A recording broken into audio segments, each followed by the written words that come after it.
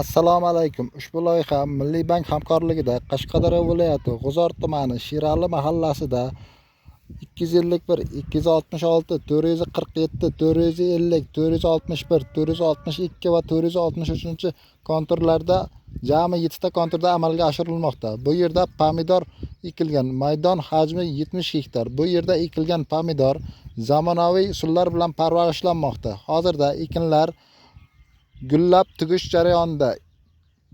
Ekinlar yetishtirishga o'rtacha 60-70 kun davom etadi. Yetishtirish davomida ekinlar sug'oriladi va tabiiy mineral o'g'itlar bilan oziqlantiriladi. Ushbu loyihaga jami 70 ta dehqon xo'jaligi biriktirilgan bo'lib, har bir dehqon xo'jaligiga o'rtacha 1 gektardan yer maydoni to'g'ri kelmoqda. Loyihani samarali amalga oshirish uchun lider tadbirkor agrosanoat xizmat ishlab chiqarish kooperativi biriktirilgan. Ushbu loyiha har bir gektardan 50 tonna, jami 350 tonna hosil olish rejalashtirilgan. Ekin maydonlarini kengaytirish va ushbu usul orqali dehqon xo'jaliklari daromadlarini oshirish niyatidamiz.